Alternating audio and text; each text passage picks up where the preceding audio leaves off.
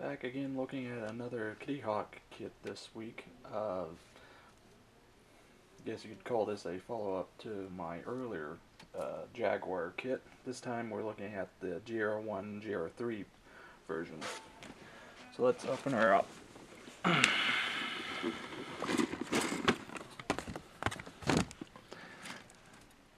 Now starting off right away with the clear parts, no, nothing really stands out as far as being problematic. Everything's really nicely cast.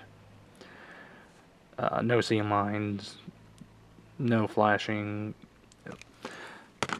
It's good to go right out the box. Much the same as the previous view. The front cockpit area is nicely, or the front section, sorry, nicely done. You do also get a electronics bay for up in the nose, which is a nice addition. But again, a lot of this may not be seen depending on what you do. So something to be aware of. As yeah, that's something that may or may not want to do. Moving on, this particular boxing does come with a much better set of fuselage halves as compared to the one that I showed you guys in my previous review, though there is some still slight fitting issues. And to look at this, it almost seems like a little section here is missing. I'll need to double check the instructions once we get there, but yeah, it almost looks like it didn't properly form in the mold, almost. Which, if that is the case, then that's a bit of a shame. Now, much like the other Kitty Hawk kits, this one's no exception when it comes to the weapons load. I mean, you get a lot of bang for your buck. Excuse the pun. But yeah, definitely something to look for, even if it's just for the weapon load. Now, moving on, you got a lot of the parts that go into the landing gear and the landing gear bays, as well as the engine area. Cockpit, in terms of just the base detail, is fairly blank. However, they do include a fair amount of photo etch for that, so I'll talk more on that once we get to the photo etched. More of the gear bays, as well as the gear doors, turbine fan fronts are okay. Nice if they were a little bit better, but for the most part they're not going to be seen. So now moving on to wings, the singular fuel tank, as well as some additional doors and more of the engine area details, as well as the engines themselves, which are pretty nice. I've heard some people complain that they're not as detailed as they'd want, but given the fact that you are getting them right out of the box without having to resort to resin detail, I'm not going to complain too much. Now,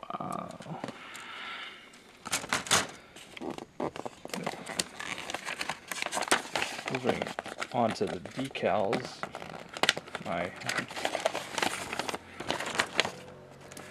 you get two sheets of decals. This one containing the bulk of the decals that you're going to need, as well as this supplemental set. Oops. That includes some nose art. I'll talk more of that once we get into the instructions. Now here we have the photo etch set. Now this particular set I like a lot, as the detailing, especially in the console area, is very sharp and very nicely done. I'm really impressed with what they did here. Hopefully this will show up on camera. Unfortunately, it really depends on how the light catches it, so hopefully this is showing up. But you also get seat belts, as well as a couple other odds and ends. Now, for some reason, somebody goofed when they did the instructions, as I'll show you in a minute, but for some reason they had to include a separate page 14, as you instead get two page 16s. Anyway, much like the other recent Kitty Hawk kits, the first page is full color, showing all the weapons and the cover art kit and the markings that go with it, specifically for one from the Gulf War. Not too much to say about it other than nicely done. One thing to note about this kit that I do like over the other kit is that it does include the mission rails to mount the above wing sidewinder, which is something the previous kit did not include. So that's one of the main differences.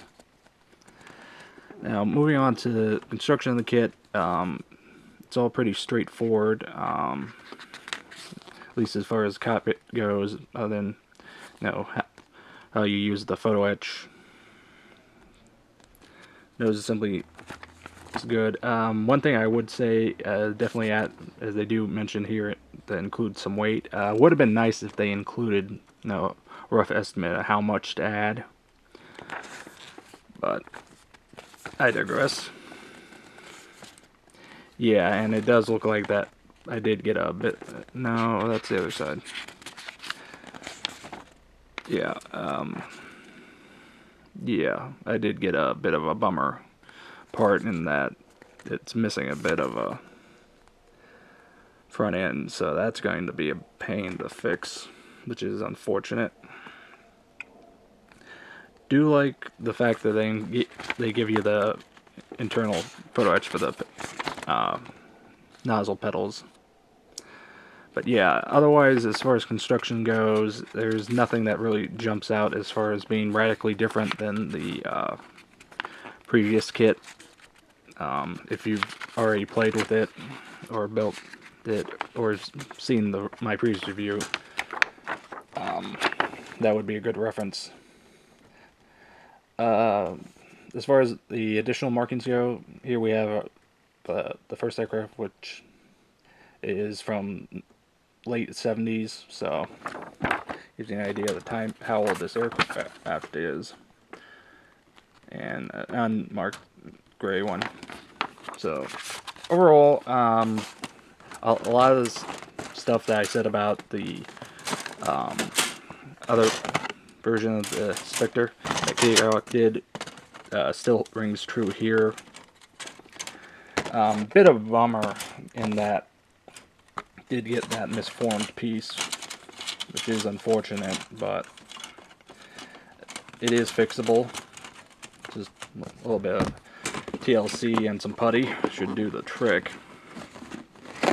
Overall, though, it's still definitely an interesting subject, as there aren't too many Jaguar kits out there, and I don't foresee Kitty Hawk letting up. But overall, really, there's not much more I can say in terms of difference from the first kit they put out, other than that they gave you a couple additional parts that they didn't include in the first release. So yeah, that was a look at Kitty Hawk's Jaguar GR.1, GR.3. I would say one to consider getting, especially if you're big into the RAF. So yeah, until next time.